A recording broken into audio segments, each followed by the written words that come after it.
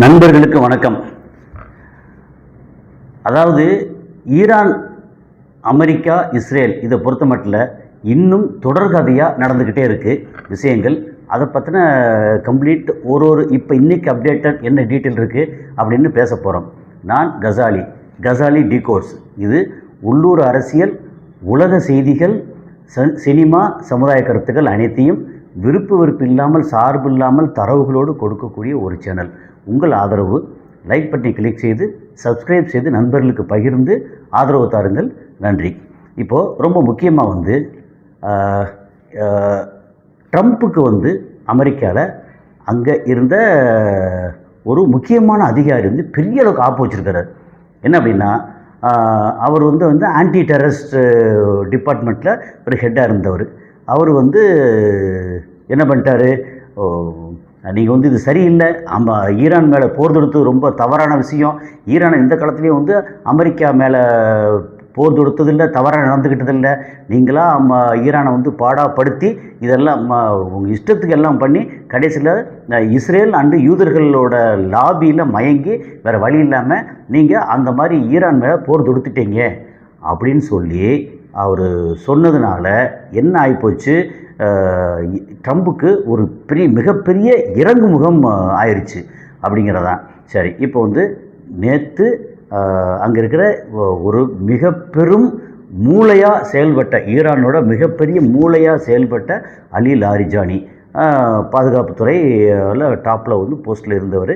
அதாவது supreme Ayatollah Ali கம்பெனிக்கு அப்புறம் அடுத்த இடத்துல 2வது இடத்துல இருந்தவர். இப்போ முஜ்தபா கம்பெனி அவருக்கு அப்புறம் 2வது இடத்துல இருந்த அலி லாரிஜானி, அவரை இஸ்ரேல் இதை வச்சு ஃபைட்டர் ஜெட்டு அண்டு குண்டு வச்சு போட்டு தள்ளிட்டாங்களா, அதை நேற்று கன்ஃபார்ம் பண்ணிவிட்டு அதுக்கு பதிலாக ஈரான் சதிராட்டம் ஆடி இருக்கு.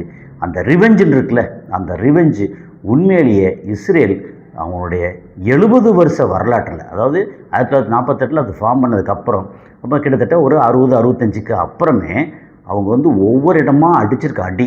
அப்போ 65 வருஷம்னா ஒரு 35, ஒரு 25னா ஒரு 60 வருஷம் கணக்கு வச்சுங்க. 60 வருஷமாக அவங்க ஆடி இருக்க ஆட்டம் கொஞ்சம் நெஞ்சு இல்லை. ஆனால் அவங்க மேலே பெரிய அளவுக்கு ஒன்றுமே பட்டதில்லை. ஏன்னா அவ்வளோ பாதுகாப்பாக இருந்துக்கிட்டு சுற்றி உள்ள நாடுகளை பூரா அடிச்சுட்டு இருந்தாங்களா. ஆனால் இப்போ ஈரான் அடிச்சுக்கிட்டு இருக்க அடி, நீ அலி லாரிஜானின்ற ஒரு முக்கியமான தலைவரை போட்டு தள்ளிட்டியா, ஏற்கனவே பெருந்தலைவரெல்லாம் போட்டு தள்ளினேன், அப்புறம் அதுக்கெல்லாம் அடித்தோம், நீ திரும்ப ஏதாவது பண்ண திரும்ப அடிக்கிறோம். ஆனால் திடீர்னு அலி லாரிஜானியை போட்டு தள்ளன என்ன அர்த்தம்னு போட்டு 100க்கும் மேற்பட்ட மிசைல், பொதுவாகவே 20, 15, 12, 18 அப்படின்னு இப்போ அனுப்பிச்சிக்கிட்டு இருக்காங்க. அதாவது இஸ்ரேலுக்கு மட்டும், அது இல்லாமல் யுஏஇக்கு தனி, கத்தாருக்கு தனி, சவுதி அரேபியாவுக்கு தனி, அதெல்லாம் தனி.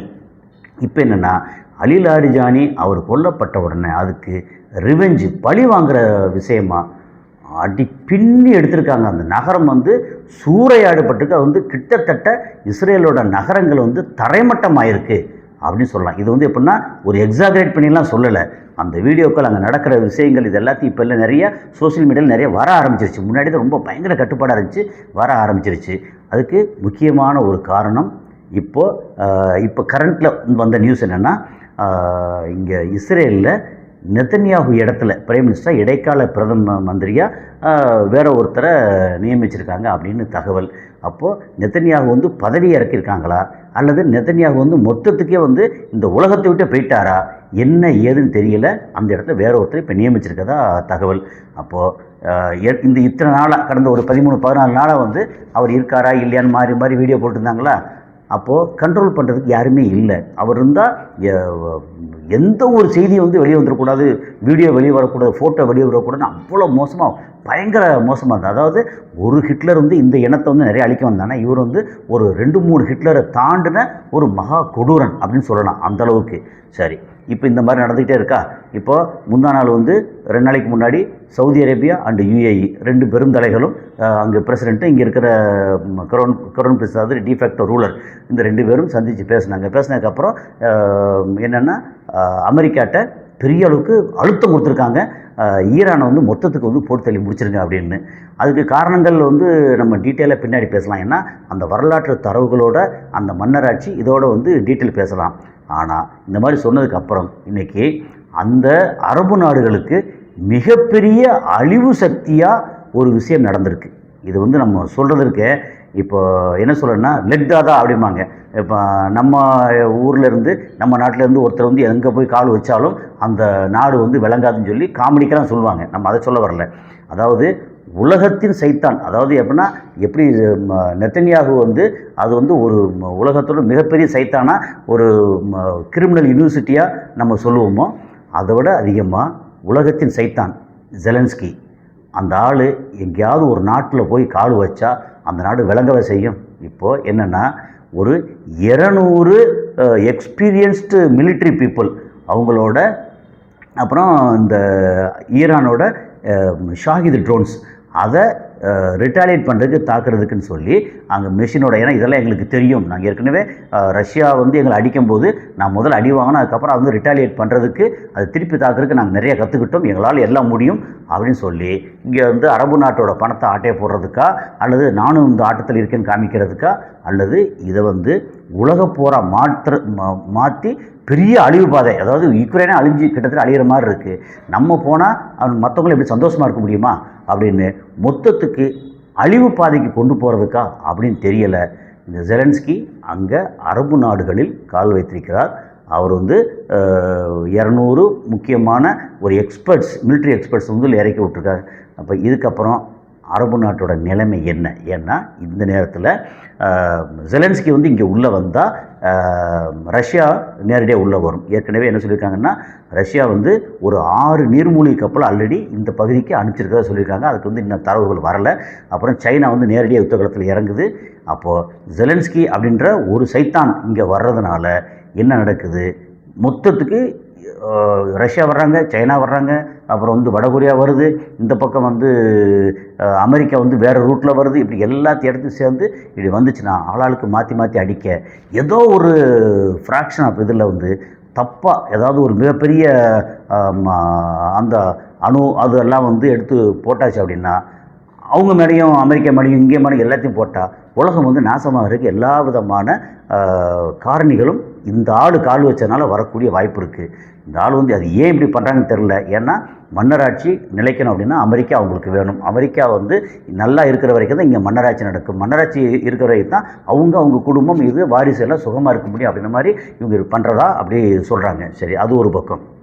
ஏன்னா இந்த ஆள் ஜெலன்ஸ்கி வந்து ஒரு யூதன் வந்து போன இடம் விளங்கவே செய்யும். ஏன்னா எத்தனை நாட்டில் போய் தன்னோட வாரிசு தன்னோட இனம் அது மட்டும் நல்லா இருந்தால் போதும், அங்கே பக்கத்தில் அங்கே இருக்கிற மற்ற இனங்கள் எதுவுமே நாசமாக போனாலும் கவலைப்படாத ஒரு சுயநல பிடிச்ச கூட்டம் தான் யூத கூட்டம்.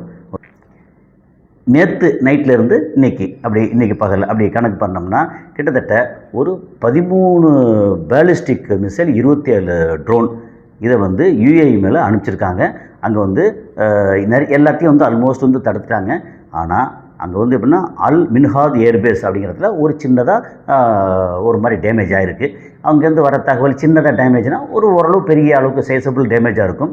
ஆனால் நான் வந்து அங்கே நம்ம நண்பர்கள்கிட்ட துபாய், ஷார்ஜா, அபுதாபி இந்த மாதிரி நண்பர்கள்கிட்ட நான் பேசும்போது அவங்க உண்மையிலேயே இப்போ பயந்து போய் கிடக்காங்க. ஏன்னா நேற்று நைட்டு, அதாவது 17ஆம் தேதி மிட் நைட்டு, 18ஆம் தேதி 7 மணி அப்படி வச்சுக்கோமே, ஒரு 2 மணி அப்படின்னா நம்ம அங்கே துபாய் டைம் வந்து 12:30 மணி, ஓகே, மிட் நைட். அந்த நேரத்தில் பார்த்திங்கன்னா அந்த டைமில் அங்கே வந்து 2 மணி அப்படின்னா நமக்கு வந்து இந்திய டைம் 3:30 மணி. இந்த டைமில் அங்கே வந்து 11 முறை அந்த சத்தம், அது உண்மையிலேயே அங்கே இருந்த நம்ம நண்பர்கள் சொல்கிறாங்க வந்து ஒரு 5-6 பேர் வந்து என்கிட்ட வந்து ஃபோனில் மற்ற இது ஃபோனு இதெல்லாம் வந்து எல்லாம் சொல்லிட்டாங்க. இல்லைன்னா வேறு அங்கே ஏற்கனவே சொல்லியிருக்கேன், ஸ்ட்ரிக்டாக சொல்லியிருக்கேன், யாரும் எந்த ஒரு வீடியோவும் ஃபோட்டோவும் அனுப்பக்கூடாது. அதே மாதிரி நேரடி ஃபோன் காலில் வந்து எந்த விதமான தகவலும் வந்து கொடுக்கக்கூடாது, எல்லாமே ரெக்கார்டு அப்படின்னு சொல்லியாச்சு. அதனால் வேறு மூலமாக நமக்கு சொன்ன தகவல் வந்து உண்மையிலேயே நம்ம மக்கள், குறிப்பாக தமிழ்நாட்டு மக்கள் அங்கே இருக்கிறவங்க பயந்து போய் கிடக்காங்க. அடுத்தடுத்து என்ன நடக்குமோ, இப்போது ஒன்று அப்படியே அடுத்தடுத்து எஸ்கலேட் ஆகக்கூடிய அந்த விஷயத்தை பார்த்தோம்னா என்ன நடக்குமோன்னு உண்மையிலே பயந்து போய் கிடக்காங்க. இயற்கை தான் எல்லா மனிதர்களையும் காப்பாற்றணும் அப்படின்னு நம்ம வந்து பிரார்த்தனை பண்ணிக்கிற வேண்டியதுதான். அவ்வளோ மோசமான சுச்சுவேஷன்.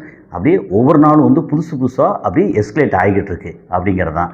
அதை ஏற்கனவே சொன்னோம், நம்ம ஜோ கென்ட் அப்படின்ற அந்த ஆள் வந்து அமெரிக்காவில் ட்ரம்ப் மேலே உச்சந்தலையில் ஓங்கி ஒரு போடு போட்டதுக்கப்புறம் ட்ரம்ப் என்ன பண்ணுறது தெரியாமல் ரொம்ப குழம்பி போயிருக்க நேரத்தில் அங்கே இருக்கிற சுப்ரீம் கோர்ட்டு அவர் மேலே இன்னொரு போடு போட்டிருக்கு. அதுக்கப்புறம் அங்கே அந்த அமெரிக்காவோட வீரர்கள் ஏதாவது இங்கே உள்ளே இறங்கணும் அப்படின்னா 5000 பேரோட வந்து உள்ளே இறங்கியிருக்குன்றாங்க. ஆனால் இன்னும் வந்து இறங்கலை, பட் இறங்க போகிறதா சொல்கிறாங்க. ஆனால் அந்த வீரர்கள், அங்கே இருக்கிற படை வீரர்கள் ட்ரம்ப்புக்கு எதிராக இருக்காங்க அப்படின்ற மாதிரி வந்து தகவல் வருது.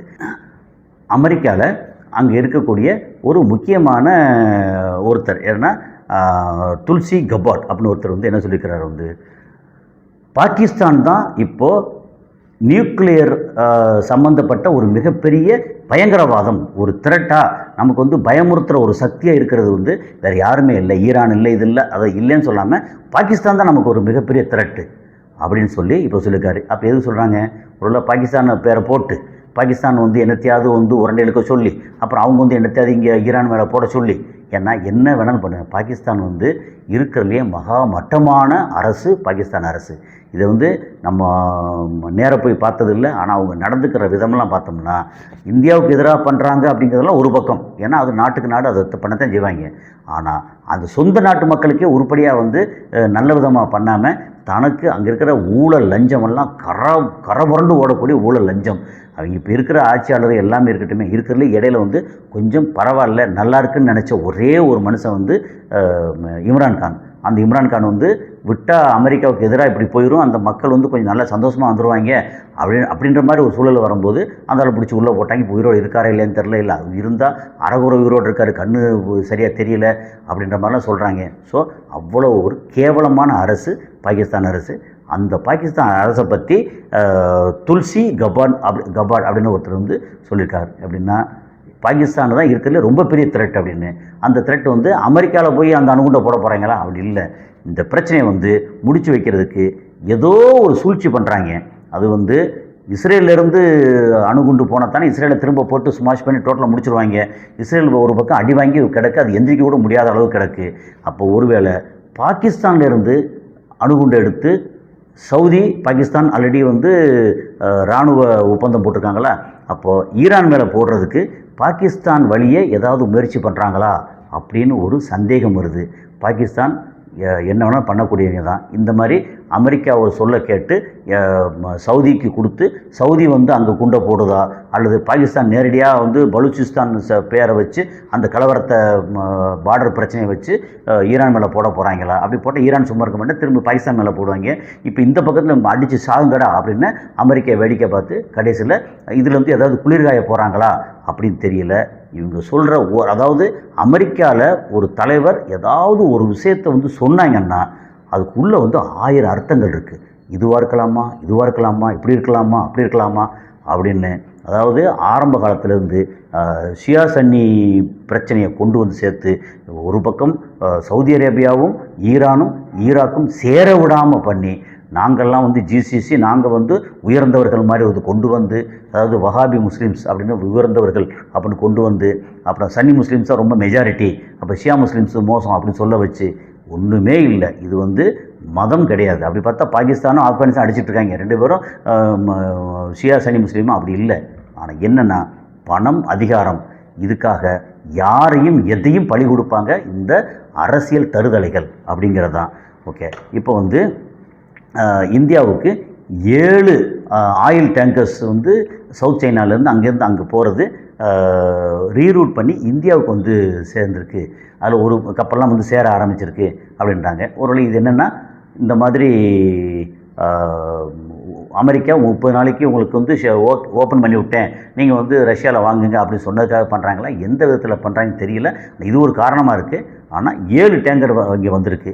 அந்த 7 டேங்கர்லேருந்து அங்கே கிடைக்கக்கூடிய அத்தனை குரூட் ஆயிலேருந்து வரக்கூடிய அத்தனை ப்ராடக்ட்டும் நம்ம இந்திய மக்களுக்கு கிடைச்சதுன்னா இந்திய மக்களுக்கு இப்போது நெருக்கடி இல்லாமல் இருக்கும். கேஸ் நெருக்கடி வராது, பெட்ரோல் டீசல்லேருந்து எந்த மண்ணெண்ணெயிலேருந்து எந்த நெருக்கடியும் வராது. அதுக்கப்புறம் நமக்கு இந்தியாவில் எரிபொருள் ஃப்ளைட்டுக்கு உள்ள எரிபொருள்லேருந்து எல்லாமே வந்து இதில் கிடைக்கும். ஒருவேளை இங்கே எல்லாம் ரிஃபைன் பண்ணி வெளிநாட்டுக்கெல்லாம் ஏற்றுமதி விட்டு இந்தியாவுக்கு வந்து பட்டினி போட போகிறாங்கலாம் தெரியாது. ஏன்னா என்ன வேணாலும் பண்ணுவாங்க அப்படிங்கிறது தான் இப்போதைக்கு.